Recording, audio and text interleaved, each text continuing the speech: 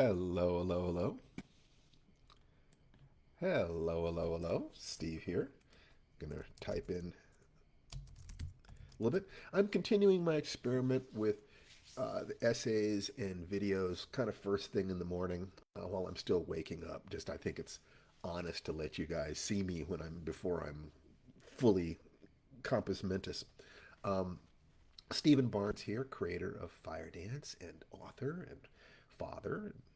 Um, just talking about bringing in uh, various concepts of balance to our lives.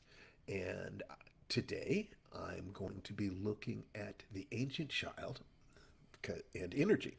So we've been looking at the 90-day love feast. Tanana Eve and I loved it. We decided to continue it, but I wanted to deepen it. I wanted to make it available to people who are not in relationships or were not interested in improving their relationships with others, but wanted to improve it within themselves or to create a new relationship. And so I have to experiment with what that is. What if you want to improve your relationship with a child? What do you want to improve your relationship with a parent? And I think that all that stuff connects to um, the child self, the adult self, and the elder self being in balance. I think I'm experimenting with it. So today I wanted to talk about energy because energy makes so many different things possible for us as human beings. And if I, with your kind indulgence, I will go through what it is that I was thinking about this morning. I'd like to dump out my ideas every day. I remember when I was discussing health and energy with Sifu Carl Totten. I remember that I visualized myself as 120 years old and still healthy. He suggested the opposite approach to embrace the child self instead of the elder self. And it seemed to make sense to me, and I began to experiment with it, and I liked the results of that experiment. The subject of energy is such an important one. If you want to change habit patterns, you need energy. If you want to resist fear and discouragement, you need energy. Fatigue makes cowards of us all. If you want to achieve or accomplish in any arena, you need energy. And there was a book called How to Triple Your Energy that I read a long, long time ago. And it had three concrete suggestions. It had to do with getting proper rest, getting proper nutrition, and getting proper exercise. All makes sense to me. I did add another thought: clear and motivating goals or intentions.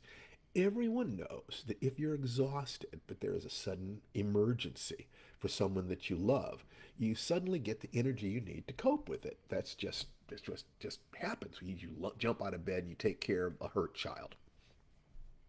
So emotional focus can be a jump starter for the entire system. In other words, you wonder, how do I exercise when I don't have any energy? You create, you focus on the emotions, what it is that this is going to do. So let's look at this. If you won't fight as hard for your life and dreams as you would for a helpless child, there's work to do. The child self has your creativity, your playfulness, and your energy. A healthy child can seem to have only two modes, go, go, go, and sleep, totally on or totally off. You have to learn how to modulate this, but it's kind of a cute thing to notice in kids sometimes. Number three, that great philosopher Mary Poppins said, in every job that's to be done, there is an element of fun. Find the fun, and poof, the job's a game. Never do anything meaninglessly. If you can get out of an unpleasant task, do it, or boring task. But if you have to do it, it's important to find some way to avoid pain and increase joy and connection with it. The substance of your life is time and energy. If you can find meaning in your task, even just, I'm digging coal to support my family, that gives you energy. The most unfortunate people are those who lie to themselves that they have to work at a meaningless job. Ask why you're doing it, and you'll often tap into something deeper. If it's awful, commit to leaving it at some period of time, weeks, months, a year or two. But if you've got to do it to support yourself or your family, to build a future dream, find meaning and you'll find energy. Four, There are multiple ways to tap into the child's energy. Visualization, listening to their advice and requests, when you're meditating. Heartbeat meditation, core transformation, lots of choices. Find one.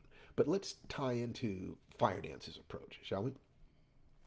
Fire dance is, most specifically, the morning ritual of affirmation, visualization, and emotional flooding aiming at 1% growth per week and saluting the magic formula. Now, the magic formula, going over that again, is MAPRA model, actions, gratitude, intention, and conviction. The MAPRA model, who do you know or have studied who kept a healthy relationship with their creativity and energy, their childlike aliveness? Note, if you could only think of people who got out of balance and hurt themselves, your death drive, something I'll go into another time, but let's say that you have one drive to destroy yourself, one drive to preserve yourself, and you have to keep them in balance. You don't want too much of either one of them. Your death drive is playing tricks with you, preventing you from identifying and remembering healthy examples of balance in this arena. It's trying to keep you who you are, or it's trying to keep you headed toward a destination that you're genetically pre-programmed for. In the natural world, once your children are 15 years old, nature is done with you. So you have to be very careful about that because it starts selecting for getting you out of, everybody out of the gene pool. In that case, if you can't find a healthy model of the imbalance, you find a second model, one who has the opposing qualities, so that you're in balance between the two. Executive function would certainly be one of them. If you can't think of that, find three models: one for body, one for career, and one for relationships. Your child self can healthfully sit in the middle of the triangle that these three define. If, if I chose Harlan Ellison as a role model, he'd be superb as a writing model. Superb. I might want to make sure to have a model for physical health. He kind of let himself go after the age of 45. And relationships, so that he'd be ready for a Susan much earlier in his life. Even he felt that he'd wasted years of his life. Balance is critical, but you can model unbalanced people if you have others to compensate. Okay, second, action. Every day there's homework to be done. Yeah, it's true. But be damn sure you also take time to play. What can you do every day that is fun, is the question. How can you connect with that fun sense with movement, work, and connecting to family? Gratitude. Who and what in this world are you grateful for? All the love, joy, success, health, connections. Celebrate every bit of it. Flood yourself with positive emotion. Some unfortunate people say that they have nothing to be grateful for. Would you miss your eyes and memory if you lost them? Would you mourn a lack of your internet connection? If you'd miss it if you lost it, it only makes sense to be grateful that you have it. Gratitude is the antidote for fear, anger, and all sorts of negatives. Be grateful you have committed to awakening your child self, as well as the adult who will protect and nurture her. Intention. If you want to make a goal of improving your child adult connection, you can say this aloud during your morning ritual and simply choose role models who exemplify the states and results that you want. A 1% increase in amplitude and congruence of body, mind, and spirit is a standard goal of mine. 1% increase in balance of adult and child selves would be a wonderful goal. Conviction or courage. You have to feel that your actions will decrease pain and increase pleasure. As you cannot predict the future perfectly, you cannot ask your child self to labor for months or years in pain, hoping for some distant payoff. The trick is to find ways to be happy every day, to learn, to give, to share, to love every day. In that way, your chop wood, carry water is itself a joyful process, but you also have to be constantly evolving. If you got struck by lightning before you reached your goal, you still had a good life. If you reach your goal, celebrate and ask, what's next? Just as you would hug and hold your child every day, or heck, play with a puppy or kitten every day, there needs to be celebration. And if you look at the work that must be done, it's no worse than cleaning a cat box or changing a diaper. It's still joyful. Dirty diapers mean a healthy child. Work is just work. We decide how much joy we feel in life. And when you apply this to your physicality, your relationships, and your career, aiming at increasing 1% per week, having fun along the way, you can't lose.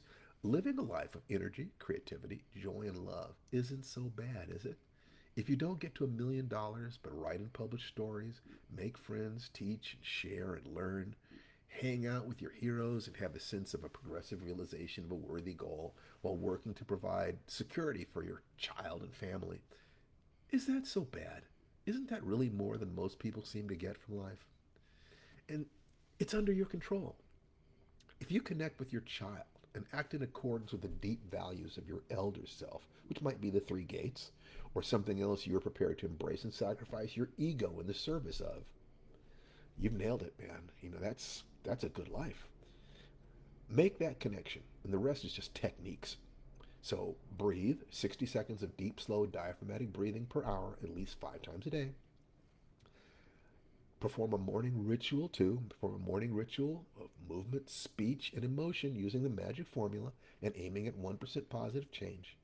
Seek the ideal balance of adult and child with the intent to become an awake, aware adult human being with a frisky, healthy child within your heart. None of this costs a dime. This is my daily practice. And if this path calls to your heart, here it is. If it does not call to your heart, I wish you peace and joy in your journey. Find a path that will work for you. And come to Fire Dance on Saturdays. Every Saturday noon Pacific, we meet for an hour, hour and a half, and we workshop these things and we discuss these things. And you can ask me any questions that you want and hopefully find a community of like-minded people who will support you in your dreams. And you'll find the link below. If you don't see the link, just go to www.stephenbarneslist.com, join up, and I'll send it to you.